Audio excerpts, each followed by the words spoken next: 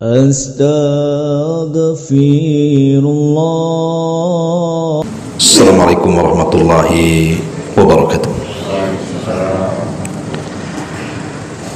Alhamdulillah wassalatu wassalamu ala Rasulillah wa ala alihi wa sahbihi wa mawalah wa la hawla wa la quwata illa billahi wa ba'du. Alhamdulillah, di pagi menjelang siang ini kita bisa kembali duduk di Saung Sunda Sawargi. Salawat dan juga salam kita hadiahkan kepada Rasul kita Nabi besar Muhammad sallallahu alaihi wasallam. Pembahasan di pagi menjelang siang ini kita akan membahas seputar rahasia takdir. Dan ada 3 perkara yang bisa merubah catatan takdir. Apa rahasia takdir sebenarnya, dan apa 3 perkara yang bisa merubah catatan takdir itu? Karena yang kita tahu bahwa segala sesuatu itu sudah ditakdirkan, tidak mungkin berubah dan tidak mungkin salah dalam takdir. Baik, sebelum kita jelaskan tentang 3 perkara itu, kita akan bicara rahasia takdir dulu.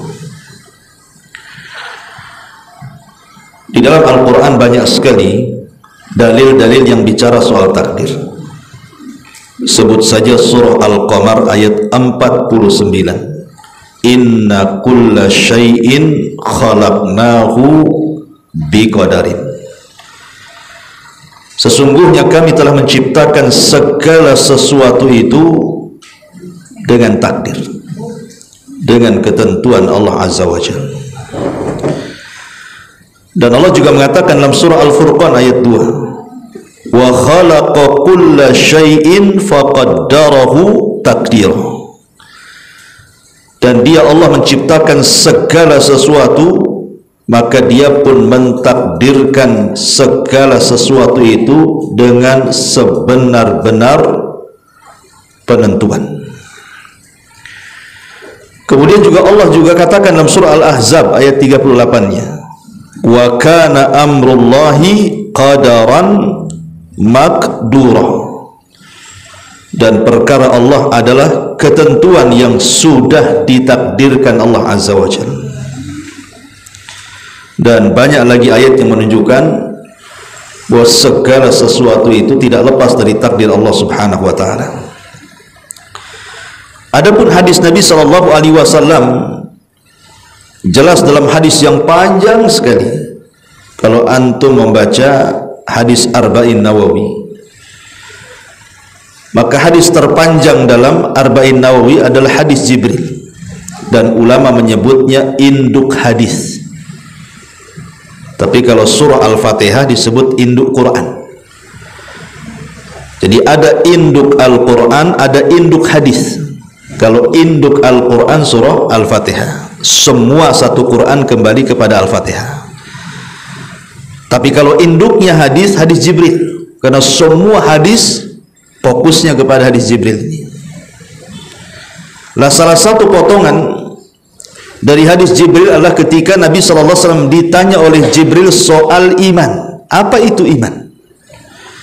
Maka Nabi SAW mengatakan, antu'mina billahi wa malaikatihi wa kutubihi wal yaumil akhir wa tu'mina bil qadari khairihi wa syarri. Engkau beriman dengan Allah, dengan malaikat-malaikatnya, dengan kitab-kitabnya, dengan rasul-rasulnya, dengan hari akhir, dan engkau beriman dengan takdir, baik takdir baik ataupun takdir buruk, karena yang baik dan yang buruk dua-duanya takdir. Bahkan Nabi SAW juga mengatakan, kulla syai'in biqadarin hatta al-ajzu wal kaisu. Segala sesuatu itu ada takdirnya, sampai kepada masalah kelemahan dan juga kecerdasan, itu semua takdir Allah. Ya kalau memang dia bodoh ya sudah takdirnya, kalau dia cerdas ya sudah takdirnya, kan itu ya. Kalau dia lemah ya sudah takdirnya, kalau sudah kuat dia takdirnya, semua dengan takdir Allah Azza wa Jalla. Jadi tidak perlu kemudian seseorang merasa kecewa, sedih, tidak, semua sudah ditakdirkan. Bahkan bukan hanya dalam ketentuan Al-Quran, ketentuan hadis Nabi SAW, bahkan sepakat atau ijma para ulama, sepakat para ulama bahwa orang itu harus menetapkan takdir, dan siapa yang mengingkari takdir bisa kafir. Ingat, orang yang mengingkari takdir Allah itu bisa kufur, keluar dari Islam. Makanya ada satu kisah di zaman Abdullah bin Umar. Jadi ada seseorang yang datang dari Basrah menuju Mekah, dan dia menceritakan bahwa di Basrah itu ada orang yang namanya Ma'bad al-Juhani. Orangnya cerdas, banyak halaqahnya, banyak murid-muridnya, tapi sesat dalam masalah takdir. Sehingga kemudian ada salah satu orang yang biasa duduk di halaqahnya ingin menanyakan perkara pemahaman takdirnya Ma'bad al-Juhani kepada Abdullah bin Umar yang ada di Mekah. Kebetulan ingin haji biar ketemu sekali. Allah takdirkan memang ketemu dengan Abdullah bin Umar radhiyallahu anhu. Kemudian diceritakan, wahai Ibnu Umar, di Basrah sana ada orang namanya Ma'bad al-Juhani. Dia mengatakan dalam persoalan takdir, innal amra unufun, bahwa perkara itu unuf. Unuf itu artinya Allah tidak tahu kecuali setelah terjadi. Jadi sesuatu yang belum yang belum terjadi Allah tak tahu. Allah itu tahu kalau sudah terjadi, baru Allah tahu. Kayak kita lah gini kan. Kita kan nggak tahu apa-apa, setelah ada kejadian baru kita tahu, oh ada itu. Kan ini namanya tidak beradab kepada Allah. Seolah-olah Allah itu tidak tahu yang akan terjadi. Maka Abdullah bin Umar marah ketika itu.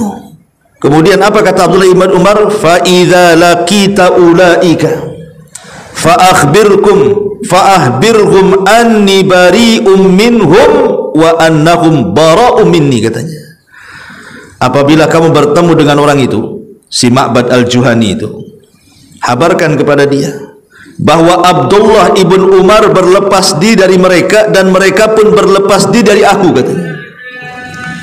Walladhi yakhlif bihi Abdullah ibn Umar law anna li ahadihim mithla Uhudin dhahaban fa anfaqahu ma qabilallahu minhu hatta yu'mina bil qadar.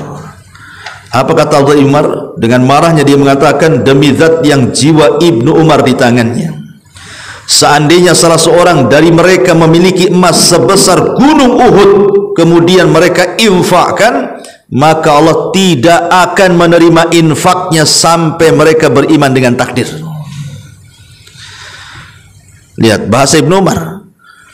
Kalaupun kita punya gunung emas sebesar gunung Uhud, kita infakkan, Allah nggak akan terima sampai kita beriman dengan takdir, kata Abdullah bin Umar.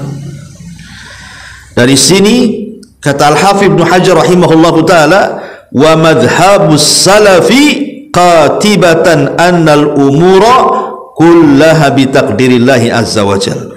Dan manhaj seluruh ulama salaf mengatakan bahwa perkara-perkara semuanya itu dengan takdir Allah Subhanahu wa taala. Ma'asyiral muslimin yang dimuliakan Allah Subhanahu wa taala, bahkan dengan tegas disebutkan oleh Zaid ibn Aslam, al-qadaru qudratullahi azza wajalla, faman kadzdzaba bil qadari faqad jahada qudratullahi azza wajalla. Takdir adalah kemampuan Allah.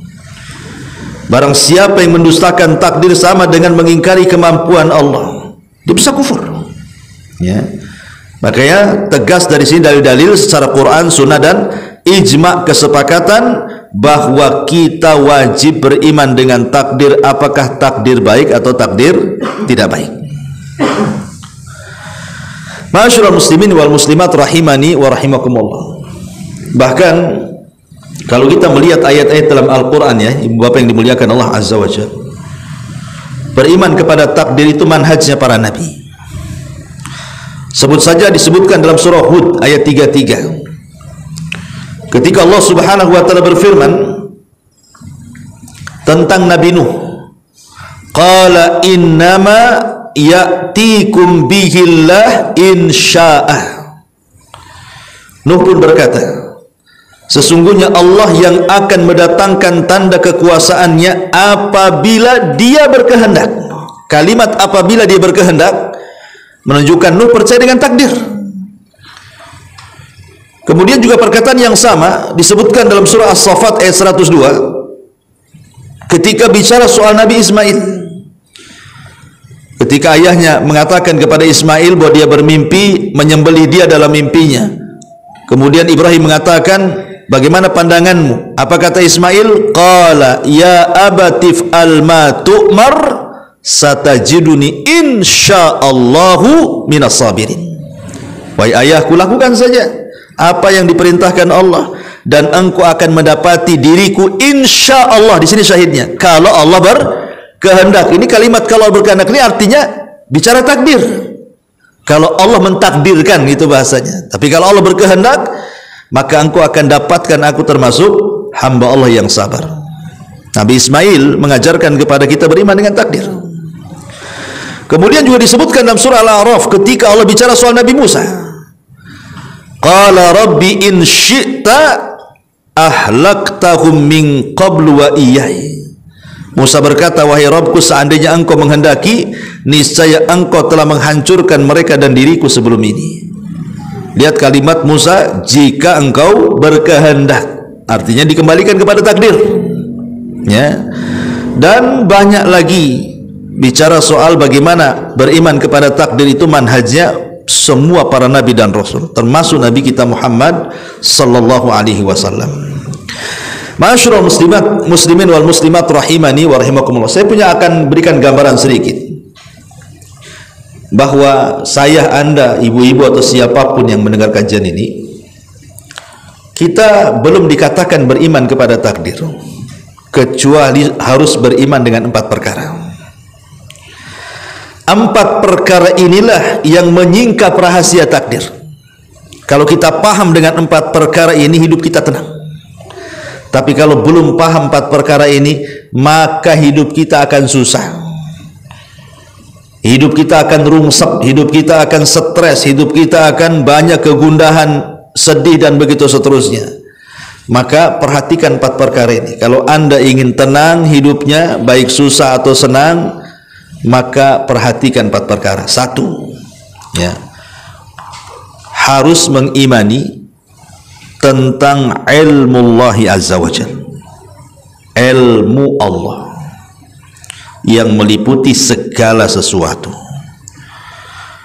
di mana ilmu Allah ini meliputi segala sesuatu yang ada dan yang tidak ada, yang tampak atau yang tidak tampak, yang bisa terjadi atau yang mustahil terjadi. Allah semua tahu. Allah semua tahu. Yang ada atau yang tidak ada, yang tampak atau yang tidak tampak, yang tersembunyi atau yang terang, yang terjadi atau yang tidak mungkin terjadi. Semua Allah tahu. Di kegelapan Allah tahu, apalagi terang. Tidak ada yang tersembunyi bagi Allah, dan itu berdasarkan Al-Baqarah 282, wallahu bikulli syai'in alim, dan Allah Maha mengetahui segala sesuatu. Bahkan lihat bagaimana detailnya Allah ketika menjelaskan bahwa Dia zat yang Maha mengetahui segalanya. Perhatikan dalam surah Al-An'am ayat 59. Wa indahu mafatihul ghaibi la ya'lamuha illahu. Dan di sisinya, maksud di sisi Allah, kunci-kunci gaib yang tidak mengetahui kecuali Dia saja. Kita tidak tahu, hanya Allah yang tahu. Apa itu? Wa ya'lamu ma fil barri wal bahri wa ma tasqutu min waraqatin illa ya'lamuha wa la habatin fi dhulumatil ardi wa la ratbin wa la yabisin illa fi kitabim mubin. Kata Allah Subhanahu wa taala, dan Dia mengetahui apa yang ada di daratan dan yang ada dalam lautan. Lihat, siapa yang tahu isi lautan seperti apa? Kecuali Allah. Daratan aja yang nampak di mata kita, kita tidak tahu semuanya. Karena pandangan kita itu kan terbatas, sampai di mana pandangan kita itu. Sementara daratan itu seluas-luasnya seperti itu. Tapi Allah semua tahu isi daratan apa, isi lautan apa. Kemudian juga wa ma tasqutu min waraqatin illa ya'lamuha.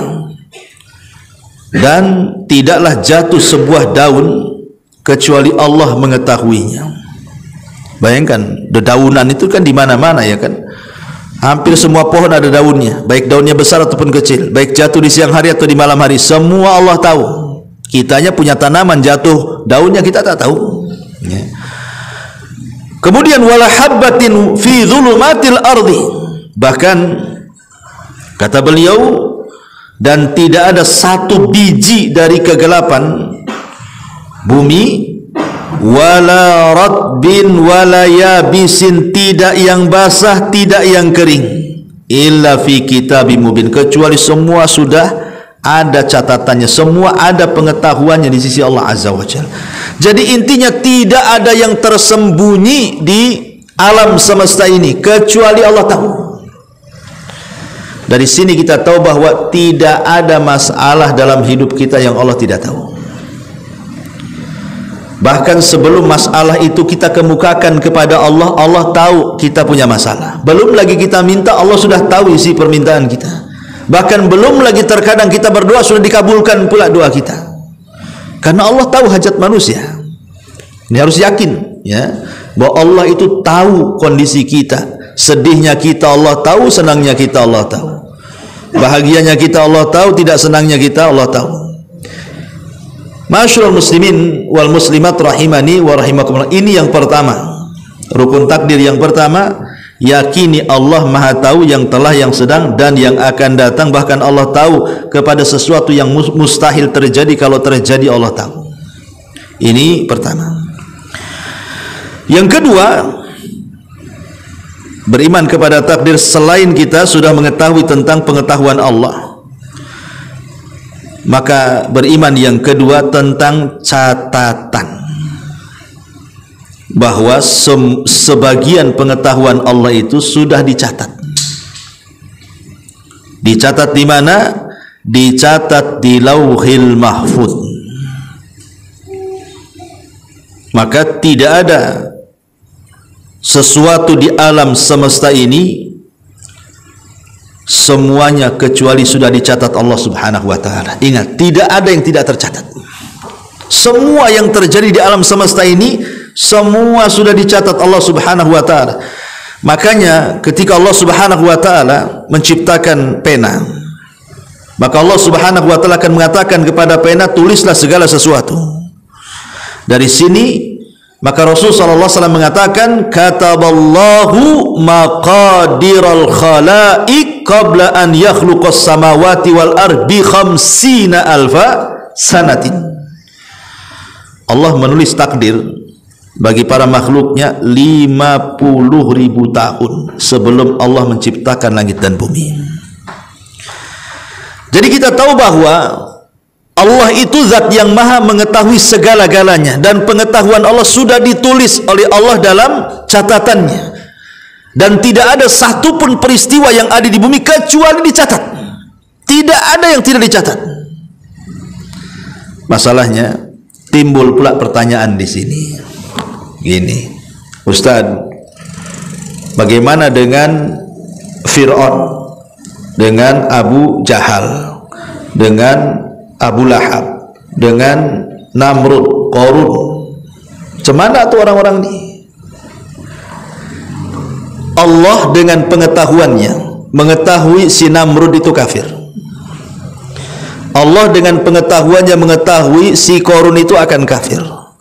Allah dengan pengetahuannya mengetahui bahwa si Abu Lahab, si Abu Jahal itu akan kafir. Allah tahu nggak mereka akan kafir? Taulah, kan nggak mungkin Allah nggak tahu. Ya. Kemudian dengan pengetahuannya si Fir'aun akan kafir, si Namrud akan kafir, si Abu Jahal akan kafir, Allah catat di Lauhil Mahfuz. bahwa si Fir'aun dalam catatannya akan kafir, si Namrud akan kafir, Abu Jahal akan kafir, Iblis akan kafir, dan begitu seterusnya. Muncul subhat di kepala. Ya. Kalau begitu si Fir'aun ini dipaksa oleh Allah untuk kafir. Kan kesannya kan begitu ya. Kalau begitu si Iblis itu dipaksa oleh Allah untuk kafir. Kalau begitu si Abu Lahab, si Abu Jahal itu dipaksa oleh untuk kafir. Kenapa dipaksa untuk kafir? Allah sudah tahu dia akan kafir, Allah catat pula dan dia akan kafir, makanya dia kafir sesuai dengan catatan. Paham? Ya. Baik, kita bantah. Ya. Ma'asyiral muslimin yang dimuliakan Allah Azza wa Jalla, apakah seperti itu? Di mana orang-orang yang sekarang pamannya tidak beriman dengan Allah dan Rasulnya, Yahudi, Nasrani, dan begitu juga berlaku seperti itu. Berarti kalau mereka jadi Yahudi karena dipaksa oleh Allah. Buktinya apa? Ya tadi, seseorang kafir itu Allah sudah tahu dicatat lagi. Berarti kalau seandainya dalam catatannya kafir kemudian tidak kafir, berarti menyelisih catatan lah kan itu. Mustahil menyelisih catatan. Harus sesuai lah catatan dengan yang ditulisnya. Apa di Lauhul Mahfuz itu. Baik, ma'asyiral muslimin yang dimuliakan Allah Azza wa Jalla. Inilah yang kemudian syubhat ini kalau tidak kita luruskan, nanti jadi dalil orang-orang LGBT. Coba orang-orang yang LGBT yang punya penyakit homoseksual itu. Karena saya pernah jumpa dengan orang kayak gini. Kemudian saya nasihati, apa kata dia? Ustaz, saya ini punya kelainan kayaknya sudah takdir. Sudah takdir, gimana? Saya mau merubah, sudah takdir, sudah dicatat di sana. Jadi seolah-olah dia ngikuti catatan. Ya nanti kalau takdirnya berubah, saya berubah katanya. Jadi dia berdalil melegalkan maksiat dengan takdir. Itu namanya melegalkan maksiat. Dalilnya takdir, kan itu ya? Kan itu enak kali. Kenapa kamu zina? Ya gimana udah takdir saya berzina. Nanti kalau berubah takdirnya saya tobat kok katanya. Itu namanya melegalkan zina berdalil dengan takdir. Semua maksiat kayak gitu jadinya kan, ujung-ujungnya. Dan ini bahaya. Bahayanya kenapa? Begini, ikhwatu fillah muliakan Allah Azza wa Jalla. Allah memang tahu bahwa si Abu Jahal akan kafir, Abu Lahab akan kafir, Fir'aun akan kafir, Qarun akan kafir, dan orang-orang tertentu yang sudah Allah ketahui dia akan kafir. Kemudian Allah catat bahwa si anu akan kafir begini. Tapi bukan berarti Allah Subhanahu wa taala memaksa dia kafir di mana orang harus ikut catatannya. Tidak. Kenapa orang itu tidak dipaksa dengan catatan? Karena Allah itu sudah memberi kepada makhluk-makhluknya, kepada manusia, masyiatullah, kehendak. Allah sudah kasih kehendak sama kita untuk memilih jalan yang baik dan jalan yang jelek. Wahadaina hun najdain, kami berikan kau dua jalan. Nih kalau ke sini kau masuk surga, nih kalau ke sini kau masuk neraka, dan kita bisa memilih. Contoh, pamannya ana suruh antum ke Batu Haji, satu lewat Temiang, kuburan Temiang, satu lewat Muka Kuning. Kemudian saya terangkan, antum kalau lewat Temiang banyak rampok, banyak begal, banyak paku di jalan, banyak beling, banyak lobang, ya, banyak macam-macam tebing-tebing bahaya. Tapi kalau lewat Muka Kuning enak, jalannya luas, terang, sepi, cepat, jalan tikus, jalan lintas, enak pokoknya kan. Kira-kira nih, antum milih mana? Ya lah pastilah milih, secara logika pasti antum akan milih ke sana kan, ke Muka Kuning dibandingkan ke Batu Haji lewat Tamiang, karena sudah ada penjelasan. Kalau lewat kayak gini jalannya kayak gini nih, kalau sini jalannya kayak gini. Kita bisa milih kok. Kita harus dipaksa lewat kuburan Tamiang. Ya, kita bisa milih. Artinya ketika kita bisa milih itu artinya Allah berikan kepada kita masyiah, kehendak. Ini yang baik, ini yang buruk. Dan Nabi SAW sebelumnya dan juga Al-Quranul Karim sudah menjelaskan, nih kalau jalan ke sini masuk surga, enak lo di surga tuh, banyak nikmat, ada bidadari, ada ini, ada itu, ada istana, macam-macam. Nih kalau kau masuk neraka, ini neraka api semua. No. Logika harusnya kalau kita ingin selamat, pasti Cari surga kan? Udah jelas ceritanya. Kenapa kalau di dunia kita memilih yang enak? Kayak tadi saya cerita jalan, kenapa yang sudah jelas-jelas surga malah ditinggalkan milih pula neraka?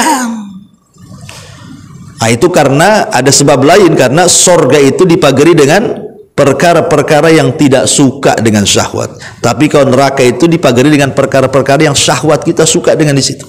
Tapi Allah tidak zalim dengan kita. Buktinya Allah kasih mata kepada kita, Allah kasih telinga, Allah kasih tangan, Allah kasih kaki, bahkan Allah kasih otak lagi, Allah kasih akal lagi, supaya kita memilih jalan. Dari mana kemudian si Fir'aun kafir karena ikut catatan Allah? Tidak, si Fir'aun kafir karena dia yang ingin kafir. Buktinya apa? Diutus Nabi Musa tapi tak mau beriman, berarti dia yang mau kafir, bukan karena ngikut catatan. Ya. Kenapa si Abu Jahal kafir? Apa memang dipaksa oleh Allah kafir? Tidak. Kemauan kafirnya Abu Jahal itu karena dia yang ingin kafir, bukan karena Allah yang mencatat dia kafir jadi kafir. Ya. Kenapa? Karena diutus Nabi. Ya. Tapi dia tak mau. Padahal dia tahu kebenaran Nabi, dia memilih jalan kekufuran, ya sudah dicatat dia kafir. Ini harus dipahami ya. Gimana? Apa muter-muter omong aja? Muter-muter kemana? Ya adalah pahami aja lah ya. Nah, intinya bahwa maratibut takdir itu yang nomor 2 adalah segala sesuatu sudah dicatat. Ya. Kemudian yang ketiga di antara maratibut, dan catatan itu sendiri ya. Ini sedikit ya, catatan sendiri. Catatan itu terbagi menjadi beberapa macam. Jadi ketika Allah mencatat takdir segala sesuatu yang akan terjadi dalam semesta ini, itu catatan Allah itu macam-macam. Pertama, catatan mutlak, itu semua ada di Lauhil Mahfuz. Ya, jadi Allah sudah mencatat segala sesuatu ada di Lauhil Mahfuz. Dan ingat, catatan yang di Lauhil Mahfuz tidak mungkin berubah. Catatan yang di Lauhil Mahfuz tidak mungkin berubah, dan tidak ada yang tahu isinya kecuali Allah Subhanahu wa taala dan kolam yang mencatatnya. Malaikat tidak tahu isi Lauhil Mahfuz kayak apa, apalagi kita, apalagi jin, tidak ada yang tahu. Malaikat aja tidak tahu isinya apa. Ya. Kecuali memang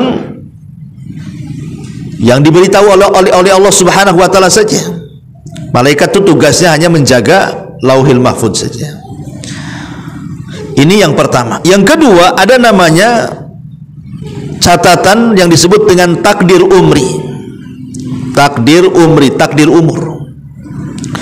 Dan takdir umur ini ada 2 jenis. Pertama, dicatat saat kita berada di alam ruh, sebagaimana surah sebenarnya Allah mengatakan dalam Al-Quran, wa idh akhadha rabbuka min bani adam min dhuhurihim dzurriyyatahum wa ashhadahum ala anfusihim alastu bi rabbikum qalu bala syahidna an taqulu yaumal qiyamah inna kunna an hadza ghafilin. Dan ingatlah ketika Tuhan mengeluarkan dari sulbi, tulang belakang anak cucu Adam keturunan mereka, dan Allah mengambil kesaksian terhadap roh mereka seraya berfirman, bukankah aku Tuhanmu? Mereka menjawab, betul engkau Tuhan kami. Kami bersaksi kami lakukan yang demikian itu agar satu hari nanti hari kiamat kamu tidak mengatakan sungguh ketika itu kami lengah terhadap perkara ini. Artinya di alam ruh sudah ada catatannya kita. Kemudian yang kedua di alam janin. Jadi Allah mencatat di alam ruh dan di alam janin. Di alam janin masyhurlah hadis masih dalam Arba'in Nawawi ketika Rasul menceritakan tentang proses penciptaan manusia dalam rahim ibu.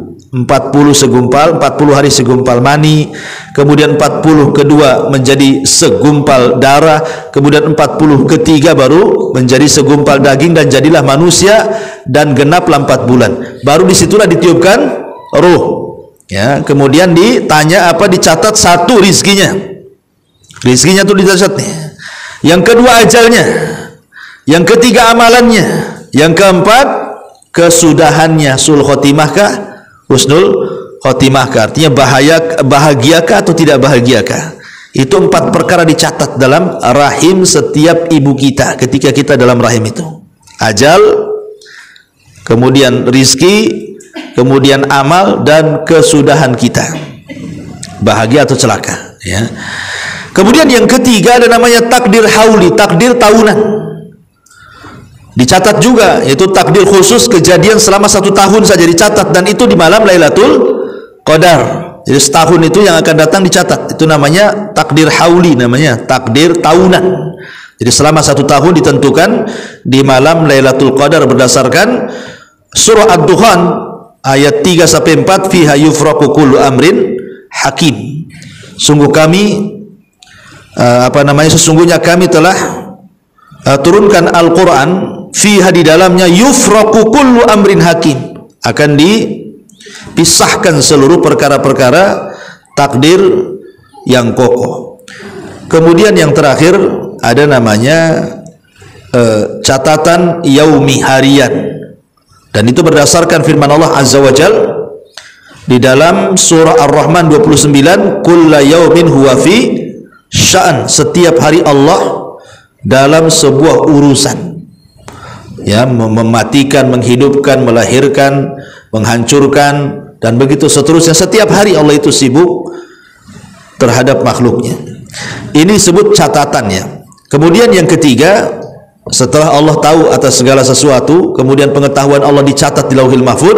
Kemudian yang ketiga, masyiatullahi azza wa jal, atau dengan kata lain, kita beriman dengan kehendak Allah. Jadi yang dimaksud kehendak di sini maksudnya apa? Apa yang Allah kehendaki pasti terjadi. Apa yang Allah tidak kehendaki tidak mungkin terjadi. Nah, ini. Saya ulangi, kehendak ini apapun yang Allah kehendaki, walaupun kita tidak berkehendak, pasti terjadi. Apapun yang Allah tidak kehendaki, kita berkehendak, tidak mungkin terjadi. Dari sini kita harus paham, kalau orang paham dengan masyiatullah, tenang hidup kita, ikhwan. Tenang. Antum ditakuti orang nih, datang orang, awas ya, besok saya bunuh kamu.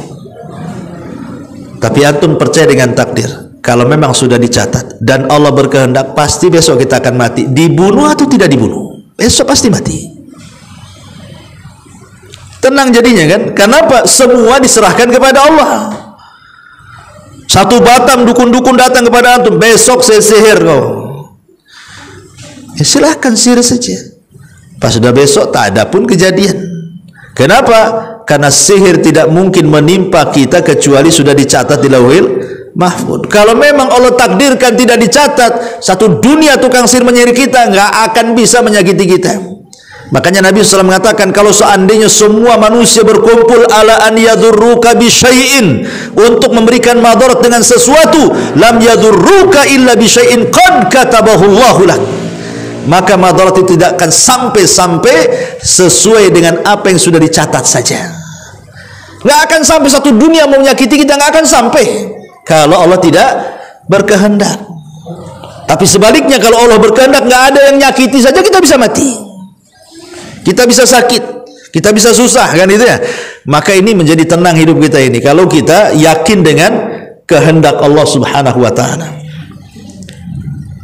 Ma'asyiral muslimat yang muslimin wal muslimat rahimani wa rahimakum. Dan ini berdasarkan beberapa ayat. Pertama surah Yasin 8, 2 Allah mengatakan innama amruhu idza arada syai'an an yaqula lahu kun fayakun. Sesungguhnya perkara Allah pasti apabila menginginkan sesuatu, maka dia tinggal katakan jadi, maka jadilah. Dan Allah juga mengatakan dalam surah Yunus 99, walau syaa rabbuk la amana man fil ardi kulluhum jami'an.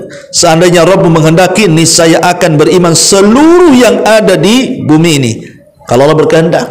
Tapi kan Allah tidak berkehendak, makanya tidak beriman semuanya. Jadi semua dikembalikan kepada kehendak Allah. Qulillahumma malikal mulki tu'til mulka man tasha wa tanzi'ul mulka mimman tasha wa tu'izzu man tasha wa tudhillu man tasha biyadikal khair, kata Allah. Ya Allah, yang memiliki kerajaan, engkau memberi kekuasaan kepada sesiapa yang kau kehendaki, mencabut kekuasaan pun dari sesiapa yang kau kehendaki, memuliakan siapapun sesuai dengan yang engkau kehendaki, menghinakan siapapun sesuai yang engkau kehendaki. Semua kehendak Allah. Kalau ini yang ditanamkan dalam bab takdir, tenang kita ini. Semua sudah kehendak Allah. Kita kaya, alhamdulillah, sudah dicatat. Tiba-tiba besok bangkrut, alhamdulillah, sudah dicatat juga. Kita sehat, alhamdulillah, sudah dicatat. Besok pula sakit, alhamdulillah, semua sudah dicatat. Tenang hidup kita ini. Sehingga Allah mengatakan, kenapa kalau kita kemudian yakin dengan takdir Allah, salah satunya kehendak Allah itu, supaya kalau kita dapat nikmat tidak terlalu bahagia, kalau kita mendapatkan musibah tidak terlalu sedih, karena dua-duanya sudah dicatat. Selesai. Ya. Ini yang ketiga. Yang keempat, al-khalqu. Allah Subhanahu wa taala mengetahui segala sesuatu dan pengetahuan Allah meliputi segala sesuatu. Yang kedua, pengetahuan Allah kemudian dicatat di Lauhil Mahfuz dan dicatat di tangan-tangan para malaikat. Kemudian yang ketiga, bahwa yang ditulis Allah itu atas kehendak Allah, yang nanti akan menciptakan sesuatu sesuai dengan kehendaknya. Maka yang keempat, penciptaan Allah terhadap segala sesuatu yang didahului dengan pengetahuan, catatan, kehendak, baru Allah ciptakan. Jadi ketika Allah menciptakan, sesuai dengan pengetahuannya, sesuai dengan catatannya, sesuai dengan kehendaknya, Allah buatlah itu benda itu. Makanya di sini maksudnya adalah, jadi ketika Allah Subhanahu wa taala menciptakan segala sesuatu yang ada di langit maupun yang ada di bumi itu, maka Allah itu bukan hanya sekedar menciptakan sifat-sifatnya, tapi juga menciptakan amal-amalannya. Contoh, Allah menciptakan pelaku dan Allah juga menciptakan amalan yang akan dilakukan pelaku. Allah menciptakan orang yang beriman dan Allah menciptakan keimanannya. Allah menciptakan orang kafir dan Allah juga menciptakan kekafirannya. Allah menciptakan orang taat dan Allah juga yang menciptakan ketaatannya. Termasuk Allah menciptakan orang yang maksiat dan Allah ciptakan pula kemaksiatannya. Allah menciptakan setiap yang bergerak dan Allah juga yang menciptakan gerakannya. Allah juga yang menciptakan orang diam dan Allah juga yang menciptakan diamnya. Jadi antara sifat dan amalan itu semua Allah ciptakan. Ini yang dimaksud kita meyakini bahwa Allah itu pencipta. Yang didahulunya pengetahuan, kemudian catatan, kemudian kehendak, baru kemudian Allah ciptakan. Dan Allah menciptakan segalanya. Jangan seperti orang-orang Majusi ataupun mungkin turunannya dalam Islam itu seperti orang-orang siapa? Qadariyah. Mereka mengatakan Allah ciptakan kita betul, tapi yang menciptakan perbuatan kita itu kita sendiri katanya. Padahal kita katakan bahwa Allah menciptakan pelaku dan amalan pelaku. Tapi orang-orang Majusi tidak, dia menciptakan pelakunya saja, tapi amalan pelaku itu yang menciptakan. Bisa dipahami ya? Contoh nih, mereka mengatakan begini, karena kalau kita katakan bahwa perbuatan kita juga Allah yang ciptakan, mustahil kata mereka. Kenapa? Karena perbuatan kita itu tidak semua baik. Ada juga yang tidak baik. Kalau yang baik bisalah kita nisbatkan kepada Allah katanya. Lah kalau jelek, tak mungkinlah kita nisbatkan kepada Allah. Nah, akhirnya mereka mengingkari bahwa perbuatan itu tidak diciptakan Allah. Allah hanya menciptakan pelakunya saja.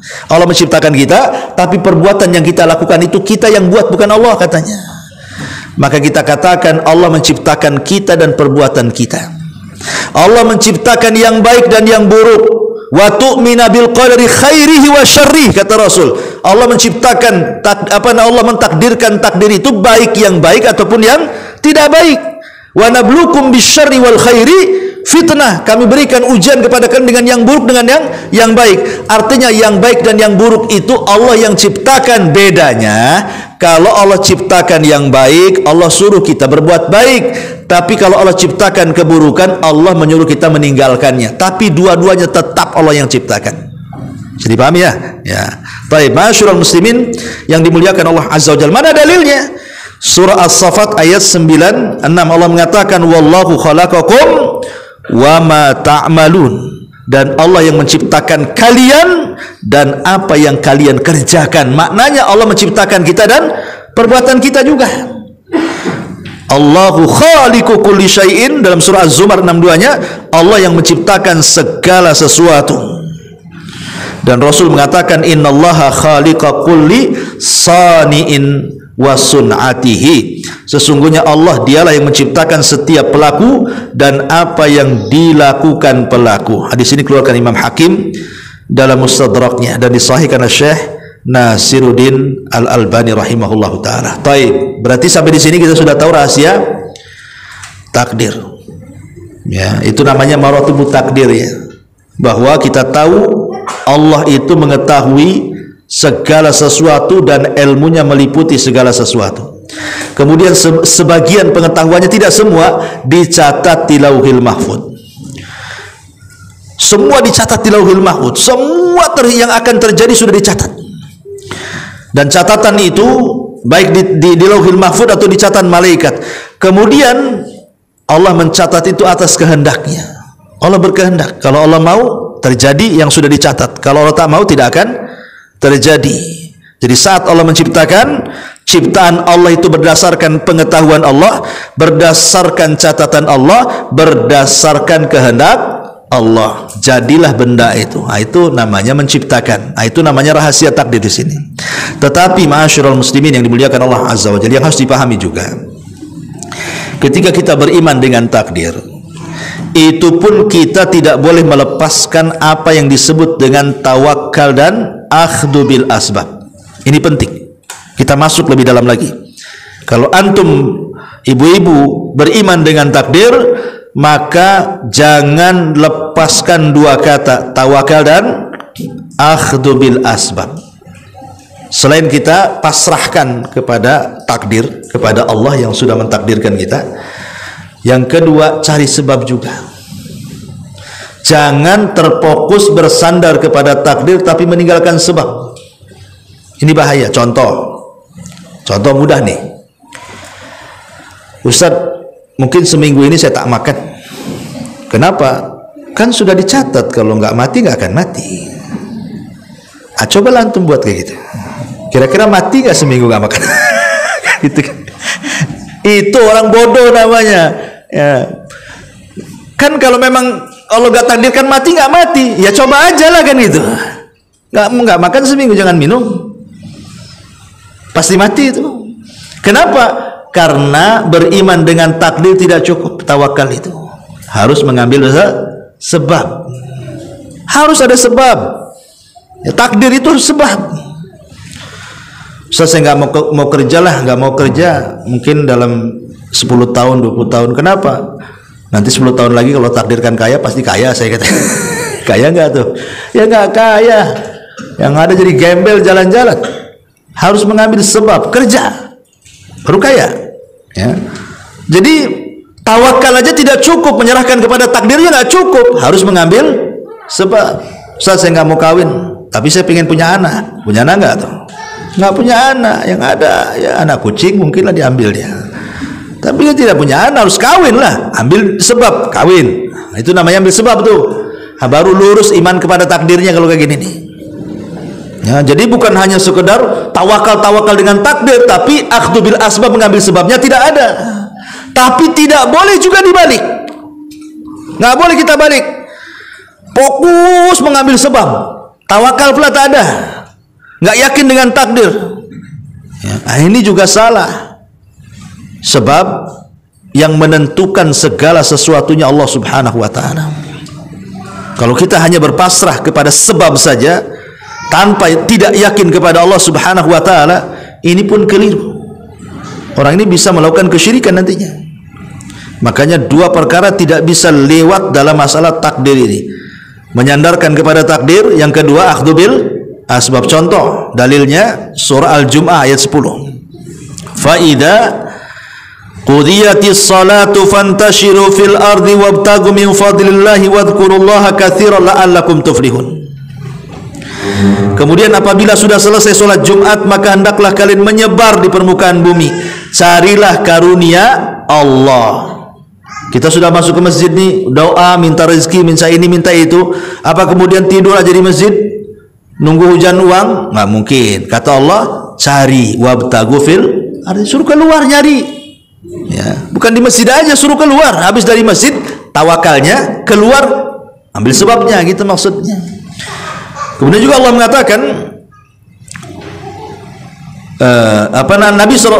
Rasul SAW mengatakan dalam hadis yang ma'ruf ya, "Lau annakum tatawakkaluna 'ala Allahi haqqa tawakkuli, la ruziktum kama yurzaqut tayr, taghdu himasan wa taruhu bitana."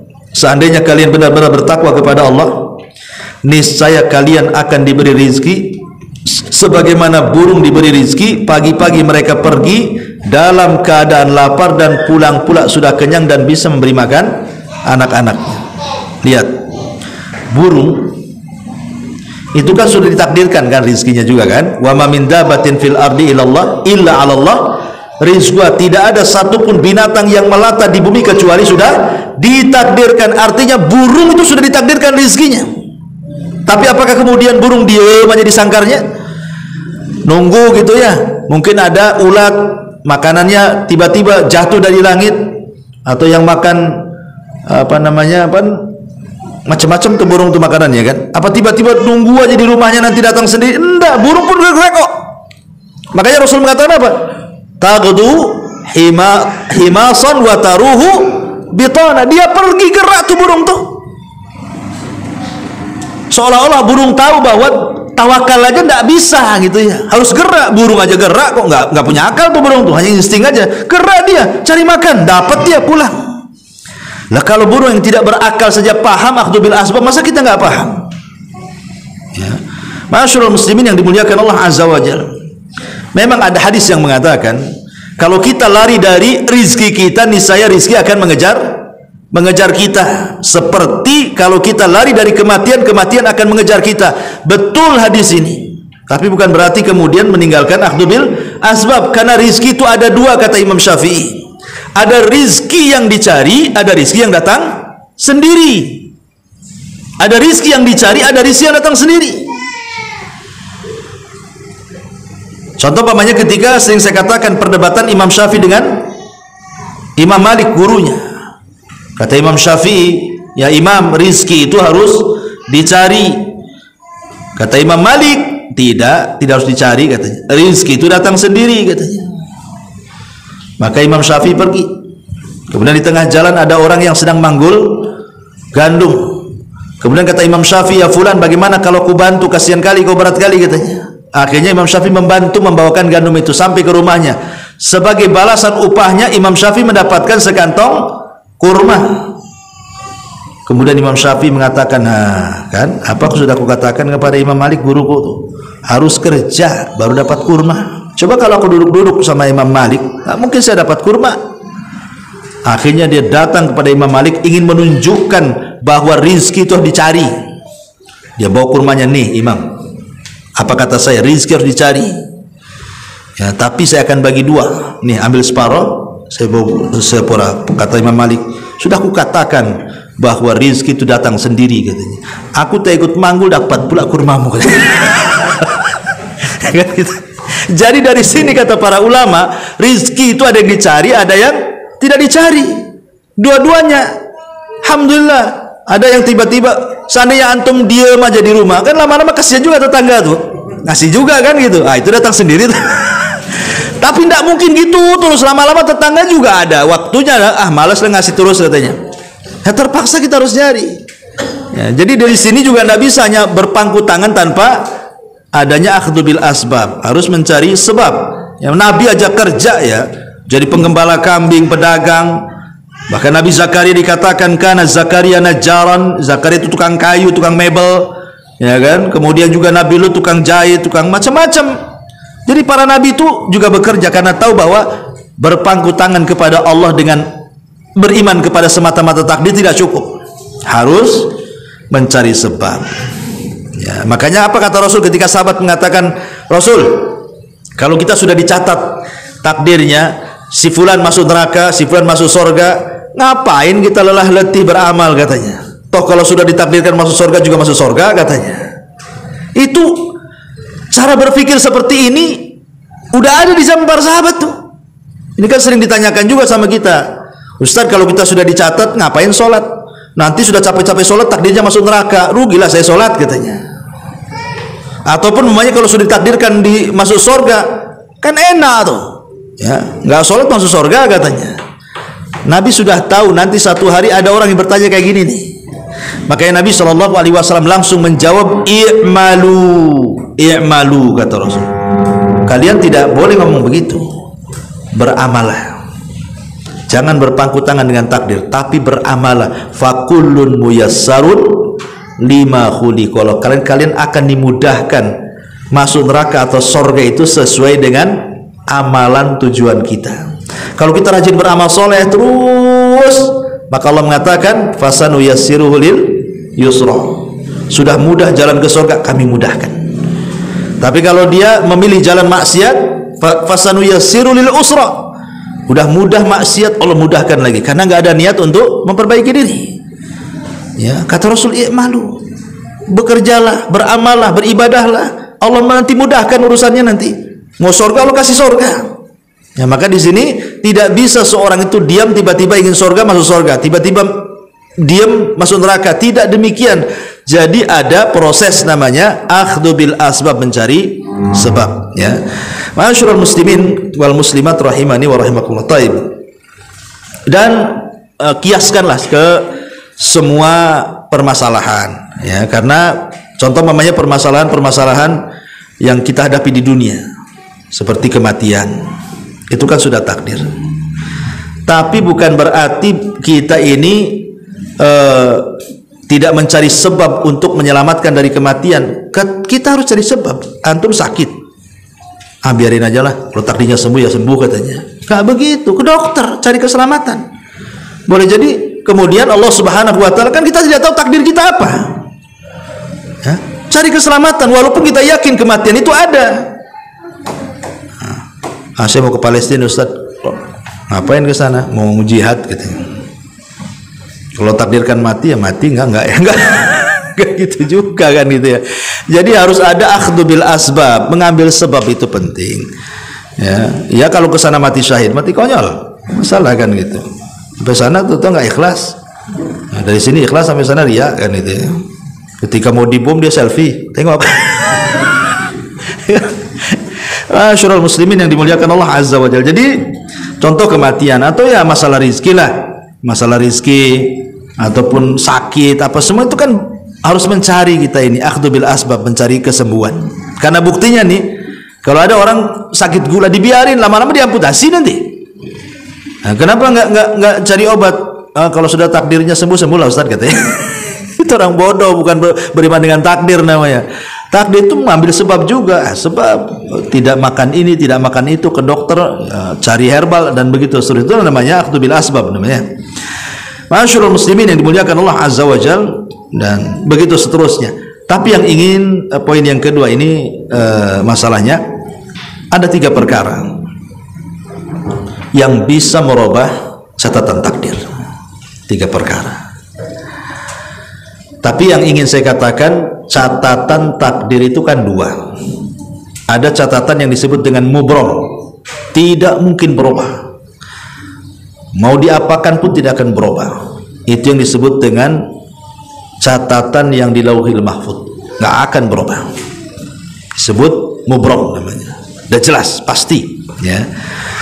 Kemudian yang kedua, catatan yang fi yadil malaika, catatan yang di tangan para malaikat.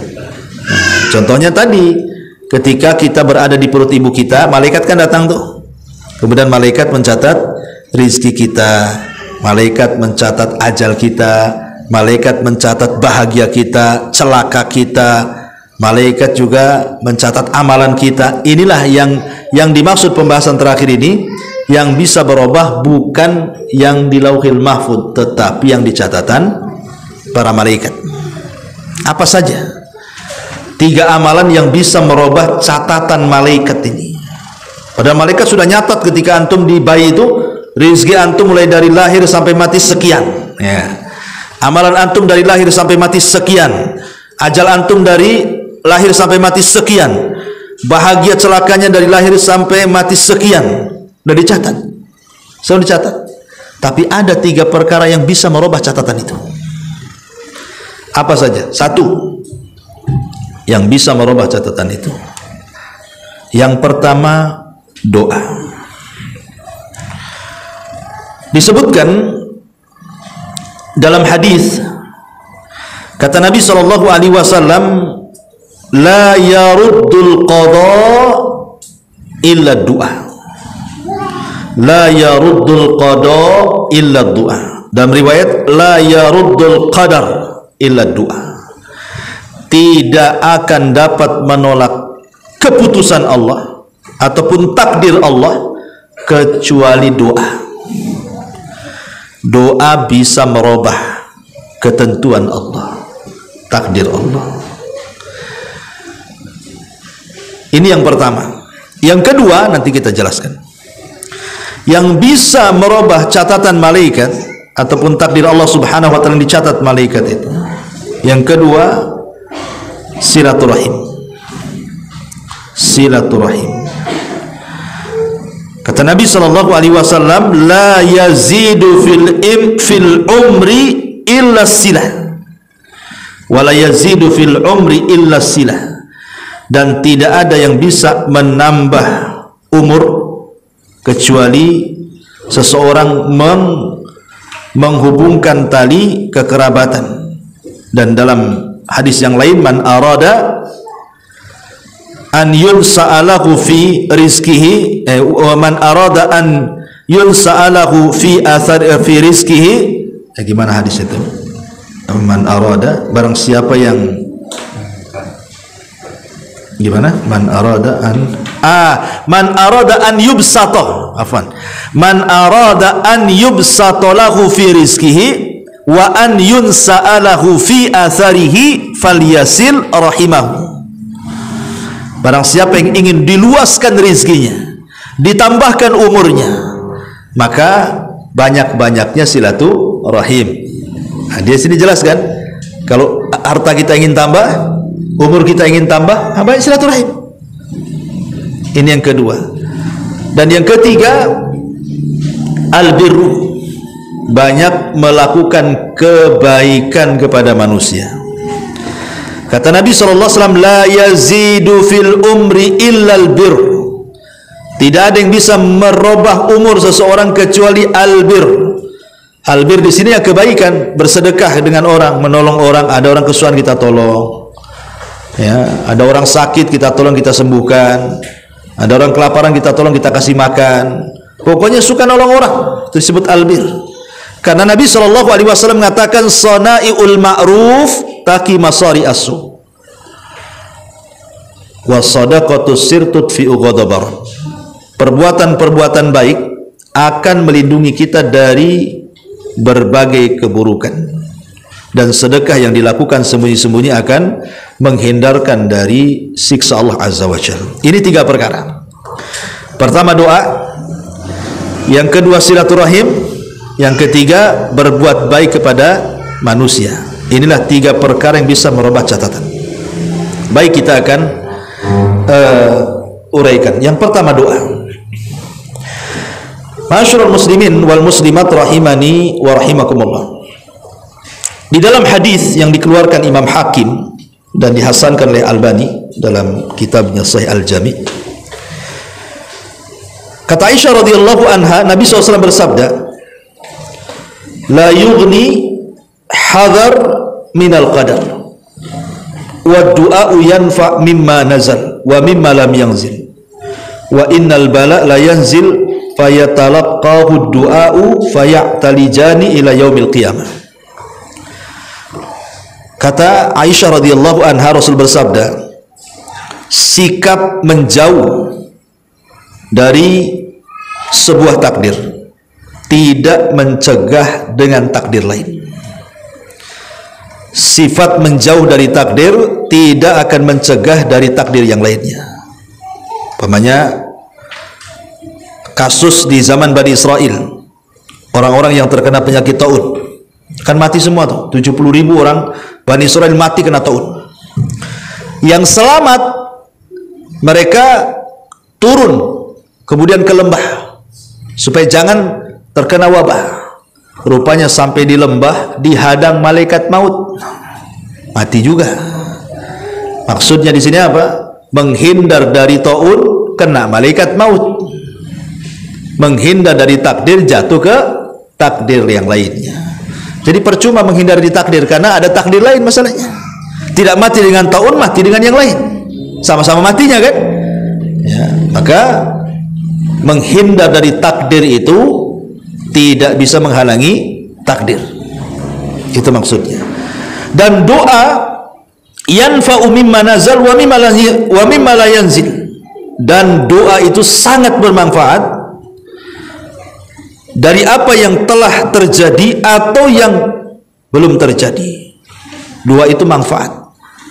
Baik sebelum terjadi yang kita minta atau setelah terjadi kemudian kita minta. Manfaat doa ini. Syahidnya di sini. Wa innal bala, dan sesungguhnya al bala. Bala itu ujian. La yanzilu, akan turun. Dan sesungguhnya bala benar-benar akan turun. Kemudian fayatalaqahu ad-du'a, maka bala yang akan turun dengan takdir Allah itu akan dihadang oleh doa. Kemudian fayatalijani, kemudian saling dorong-mendorong antara bala dan doa itu ila yaumil qiyamah, sampai kiamat dibangkitkan. Jadi kalau seandainya Allah sudah takdirkan hari ini akan turun penyakit kepada saya, kemudian saya berdoa, ya Allah, jangan sampai badan hamba tertimpa penyakit. Padahal hari ini ditakdirkan penyakit turun, maka doa ini akan melesat, ketemulah dengan bala di langit itu. Akhirnya dorong-dorongan sampai kiamat dibangkitkan. Dari sini kita tahu bagaimana keajaiban doa. Bisa mencegah musibah yang harusnya terjadi tidak terjadi. Doa yang dorong musibah itu.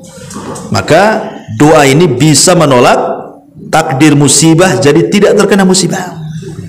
Makanya doa bisa menolak catatan takdir. Ini yang pertama. Maka jangan bakhil dalam berdoa ya. Ada yang mustahil, umpamanya ada keluarga ibu sakit, anak sakit, orang tua sakit, banyak-banyak berdoa saja. Mudah-mudahan doa ini bisa ya tadi merubah catatan takdir. Akhirnya kemudian lambat laun dia sembuh, kan itu. Kita tidak tahu. Itu semua adalah kuasa Allah, tapi tentu dengan doa yang sesuai dengan syarat-syaratnya. Kan adab-adabnya, sunnah-sunnahnya. Kan doa itu kan ada adab-adabnya, ada sunnah-sunnahnya, ada syarat-syaratnya, ada waktu-waktu mustajabnya, ada tempat-tempat mustajabnya, kan begitu. Jadi harus betul-betul memperhatikan, baru doa itu mujarab, bisa menolak catatan takdir. Yang kedua, silaturahim. Ya. Silaturahim juga sama. Kalau kita ingin diluaskan rezekinya, perbanyak silaturahim. Kalau kita ingin dipanjangkan usianya, ya silakan silaturahim. Memang para ulama berselisih pendapat ketika memahami hadis Nabi sallallahu alaihi wasallam, man arada an yubsata lahu fi rizqihi wa an yunsa'alahu fi athiri falyasirahimahu. Barang siapa yang hendak dipanjangkan rizki, diluaskan rizkinya, dipanjangkan umurnya, silahkan silaturahim. Apa yang dimaksud di sini dipanjangkan umur di sini? Apakah dari Allah takdirkan umurnya 50, kemudian karena banyak silaturahim jadi 60, umpamanya kan? Maka ada beberapa penafsiran para ulama. Yang pertama maknanya di sini al-quwwah fil jasad. Maksudnya dipanjangkan umur itu bukan panjang kali umurnya, tidak. Tapi Allah berikan kekuatan, jarang sakit. Badannya itu akan berkah, nggak pernah sakit. Orang banyak silaturahim itu nggak pernah sakit, gitu maksudnya. Dijauhkan dari penyakit. Ya umurnya tetap 50, cuman selama hidupnya nggak bolak-balik rumah sakit, nggak bolak-balik makan herbal, nggak bolak-balik konsultasi kesehatan. Ya, tapi sekali sakit langsung mati. Kalau sudah ada ajalnya, gitu maksudnya kan. Tapi selama hidup dia nggak nyusahin orang, gitu ya. Itu juga ada penafsiran yang pertama. Penafsiran yang kedua maksudnya adalah baqa'u dzikrihil jamil ba'dal maut. Panjang umur di sini bukan panjang umurnya, tetap umurnya 50, dia waktunya mati-mati.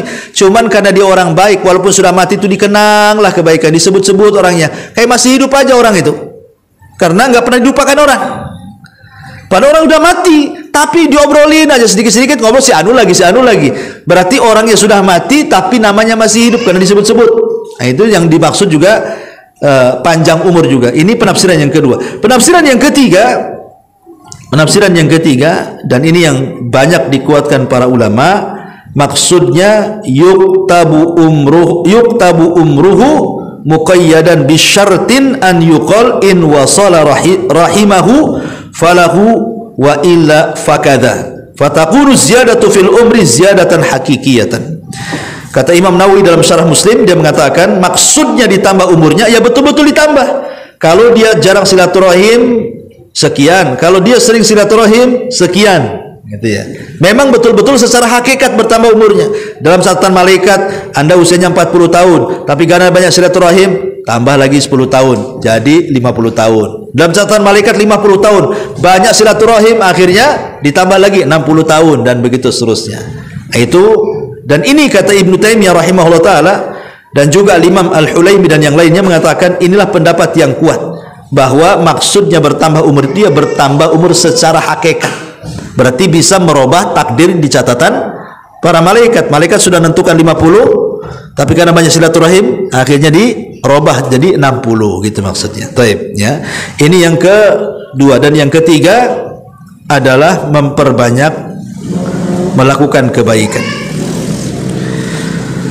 Kata Nabi sallallahu alaihi wasallam, dawau mardakum bis sadaqah. Obatilah orang sakit kalian dengan sedekah. Obatilah orang sakit kalian dengan sedekah. Apa hubungan sedekah dengan orang sakit? Kan nggak bersentuhan dengan badan. Lain kalau antum minum pil, kan langsung bersentuhan dengan badan tuh. Minum herbal, minum jamu, ke dokter, disuntik, dioperasi, kan langsung tuh bersentuhan. Lalu sedekah ini nggak bersentuhan langsung dengan kita. Orangnya di kampung, kita sedekahnya di sini. Ya. Kenapa kemudian sedekah bisa menyembuhkan orang sakit di kampung? Itulah namanya merubah takdir, merubah catatan tadi. Ya, jadi karena sakit parah di kampung, karena kita sebagai anaknya bersedekah diniatkan untuk kesembuhan ibu kita, akhirnya catatan yang tadinya mati nggak mati, gitu ya. Yang tadinya parah akhirnya diringankan. Ya, yang tadinya harus ke rumah sakit tanpa harus ke rumah sakit dan begitu seterusnya. Nah, tetapi kata para ulama, bukan berarti kemudian setiap sedekah itu menyembuhkan orang sakit, tidak. Harus ada syarat-syaratnya. Kapan sedekah itu bisa menjadi penyembuh? Satu, ketika sedekahnya dari harta yang baik. Kalau harta haram tidak bisa. Hartanya harta baik, betul-betul memang harta yang antum kira mana yang paling halal, mana yang paling baik. Nggak sembarang harta. Harus betul-betul ini kayaknya uang saya ini hasil kerja keras saya nih. Insya Allah halal. Ini yang paling baik, ini yang pernah saya dalam hidup saya dapati. Harus yang itu yang dikeluarkan. Tidak boleh ada campur syubhat apalagi haram.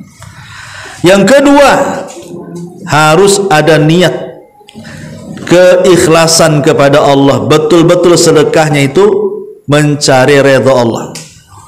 Bukan untuk kesembuhan dulu, redha dulu yang diminta. Ya.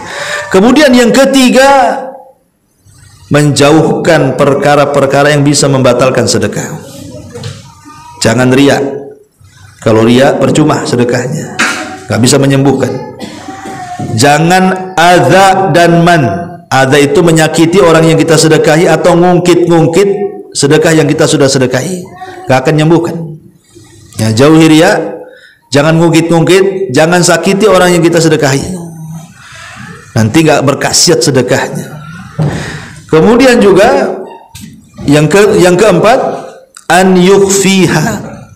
Berusaha sedekahnya itu tidak ada yang tahu kecuali kita dengan Allah. Shadaqatus sir namanya. Sedekah diam-diam. Karena sedekah diam-diam itu bisa mencegah kemurkaan Allah. Jadi sedekahnya itu betul-betul tidak ada yang tahu kecuali dia dengan Allah. Awalnya gitu Ustaz. Tidak ada yang tahu kecuali dengan Allah. Tapi seminggu setelahnya saya share sedekahnya. Sama aja orang jadi tahu kan itu. Bukan waktu sedekah, tetap tidak boleh, pokoknya cukup Allah yang tahu. Ya. Ini juga yang keempat. Yang kelima juga disebutkan tepat sasaran. Harus betul-betul sedekahnya tepat sasaran. Jadi kita keliling mana orang yang miskin, fakir, oh itu di sana ada orang miskin loh, ke sana, tengok ibadahnya, oh bagus, sholatnya bagus, oh mantep lah ibadahnya, miskin, bantu. Miskin mabok, nggak usah sedekah sama miskin mabok tuh, ya, miskin sholat bantu. Nah, jadi betul-betul sasarannya tepat gitu ya. Baru terakhir niat sedekah untuk kesembuhan. Jadi niat sedekah untuk kesembuhan itu terakhir itu. Setelah yang pertama, kedua, ketiga, keempat sampai kelima kita lakukan, baru yang terakhir diniatkan untuk kesembuhan. Insya Allah kata para ulama, ini sudah mujarrab, sudah teruji. Karena di antara perkara yang bisa menolak takdir dan merubah catatan para malaikat itu adalah dengan cara albir. Kata Nabi SAW, la yazidu fil umri illa albir. Tidak ada yang bisa menambah umur kecuali albir, berbuat baik kepada manusia, salah satunya dengan cara bersedekah. Wallahu a'lam bishawab. Ini yang bisa saya sampaikan. Silakan kalau ada yang bertanya. Tapi sudah jam 11:30 ya. Afwan, nggak ada pertanyaan. Mau jenguk orang. Subhanaka bihamdika asyhadu an la ilaha illa anta astaghfiruka wa atubu ilaik. Allahu ta'ala. Assalamualaikum warahmatullahi wabarakatuh.